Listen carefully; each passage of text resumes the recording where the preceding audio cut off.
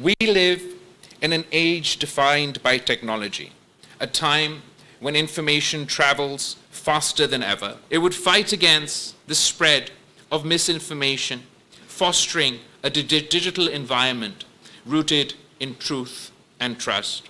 Sindh is a land of extraordinary beauty and resilience. ہمیں fake news challenge کا سامنا ہے. دنیا بھر میں ٹیکنالوجی تیزی سے ترقی کر رہی ہے. ترقی کے لیے جدید ٹیکنالوجی کو اپنانا ہوگا. چیئرمین پیپلز پارٹی بلاول بھٹو کا جام شوروں میں تقریب سے خطاب.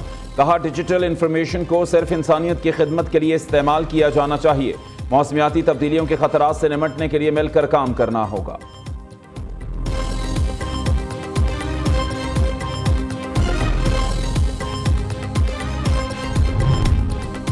علی امین گنڈا پور سے صدر پی ٹی آئی خیبر پختونخوا کا عہدہ واپس لے لیا گیا. بانی پی ٹی آئی نے جنید اکبر کو پی ٹی آئی خیبر پختونخوا کا صدر مقرر کر دیا.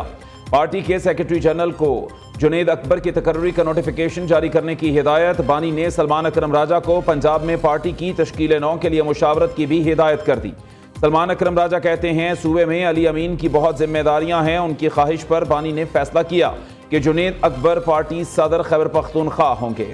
مشال یوسف زئی بشا بی بی کی ترجمان ہیں. بانی پی ٹی آئی سمجھتے ہیں عالیہ حمزہ کو پنجاب میں بڑا عہدہ دیا جائے.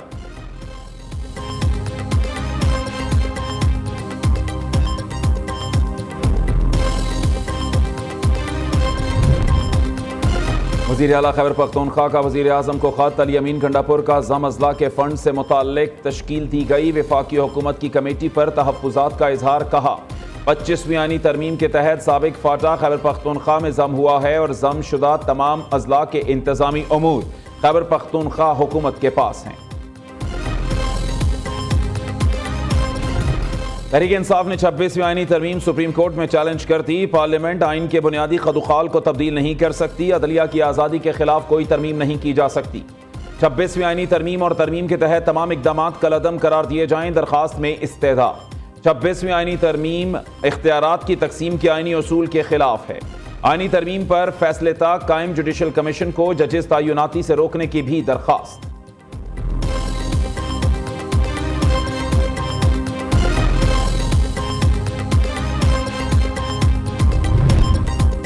سپریم کورٹ کے ایڈیشنل رجسٹرار کے خلاف توہین عدالت کیس. جسٹس منصور علی شاہ کا انٹرا کورٹ اپیل کے بینچ پر اعتراض. ججز کمیٹی کو خط لکھ دیا. جسٹس منصور علی شاہ نے جسٹس جمال مندوخیل جسٹس محمد علی مظہر کی شمولیت پر اعتراض کیا. خط میں کہا 23 نومبر کو جوڈیشل کمیشن اجلاس ہوا. اجلاس کے بعد چیف جسٹس نے اپنے چیمبر میں کمیٹی کا غیر رسمی اجلاس بلایا. اجلاس میں تجویز دی سینیورٹی کے اعتبار سے 5 رکنی بینچ انٹرا کورٹ اپیل پر بنایا جائے.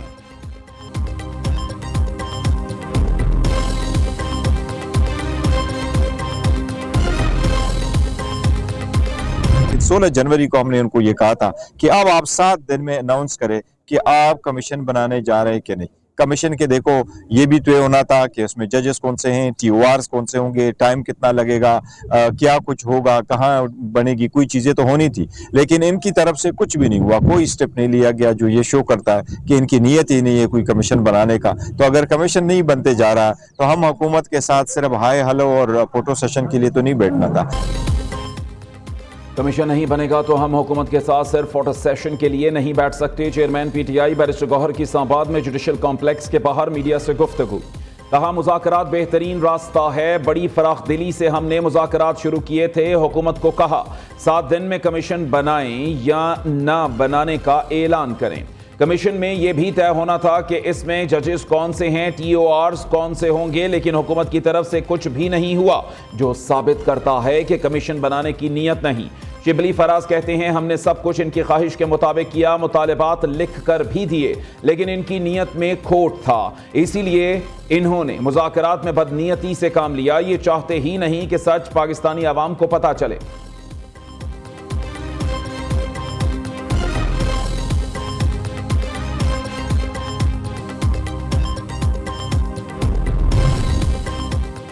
بانی پی ٹی آئی کو سزا پر خیبر پختونخوا سے بھی کوئی نہیں نکلا. ان کی غلط فہمی دور نہیں ہوئی تو کوئی اور ایڈونچر کر کے دیکھ لیں.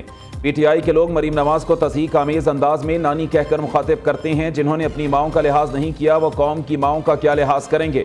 وزیر اطلاعات پنجاب ازنا بخاری کی نیوز کانفرنس. کہا سیاسی مخالفین کو ہماری خدمات سے بہت خوف آ رہا ہے. نگہبان رمضان پیکج کی بھرپور تیاری شروع کر دی گئی ہے.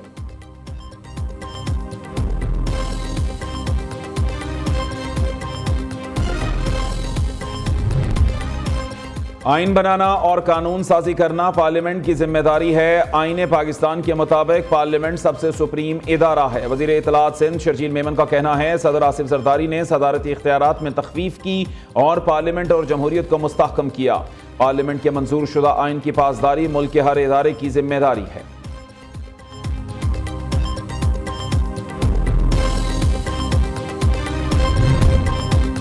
مولانا فضل الرحمان کا کرم معاملے پر رمضان سے قبل دوسرا جرگہ بلانے کا مطالبہ. کہتے ہیں پاکستان ہمارا ہے, فوج ہماری ہے اور قبائل بھی ہمارے ہیں.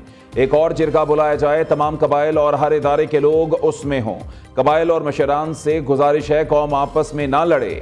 سربراہ جے یو آئی کی پریس کانفرنس. کہا 2 دہائیوں سے قبائلی علاقوں میں عام آدمی کی زندگی اجیرن ہے. کبھی جو علاقے امن کا گہوارہ تھے آج وہاں وحشت ہے. تمام مکاتب فکر کا متفقہ فیصلہ ہے اسلحے کا راستہ اختیار نہیں کرنا.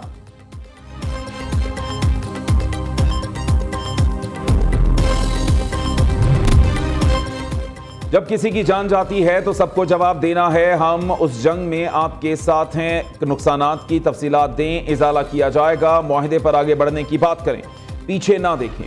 چیف سیکرٹری کا کوہاٹ میں کرم کے حوالے سے منعقدہ گرینڈ جرگے سے خطاب. گرینڈ جرگے میں دونوں طرف سے عمائدین کی بڑی تعداد میں شرکت. جرگے میں بنکرز کی مسماری, اسلحے کی حوالگی پر غور. پارا چنار روڈ کو مستقل طور پر کھولنے اور حالیہ کشیدگی کے دوران نقصانات کے ازالے کا بھی جائزہ لیا جائے گا.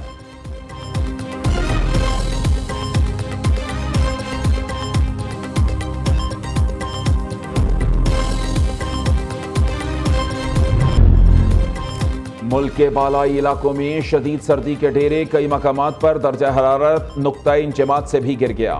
لہ -13, استور 11 درجہ حرارت کے ساتھ سب سے ٹھنڈے علاقے. اسکردو -8, کلات -7, سری نگر ہنزا -5, کوئٹہ میں پارا -4 تک گر گیا. راولاکوٹ گلگت -2, مظفر آباد میں درجہ حرارت 3 ریکارڈ.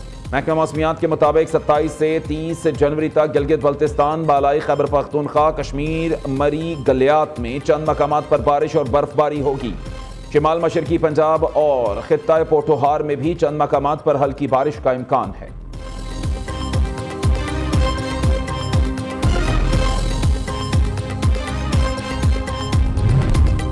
وزیر اعظم سے سنوکر چیمپئن محمد آصف کی ملاقات. شہباز شریف نے محمد آصف کو حال ہی میں سری لنکا میں منعقدہ ساک سنوکر چیمپئن شپ جیتنے پر مبارکباد دی. 25 لاکھ روپے کا انعامی چیک بھی دیا. آئی سی سی نے women's T20 team of the year 2024 کا اعلان کر دیا. پاکستان سے spinner Sadia Iqbal women's T20 team of the year میں شامل. جنوبی افریقہ کی لورا وولٹ راٹڈ کپتان مقرر. بھارت سے 3 جنوری سے افریقہ سے 2 خواتین ٹیم کا حصہ. Sri Lanka, West Indies, England, Australia, Ireland سے ایک کھلاڑی اسکواڈ میں شامل.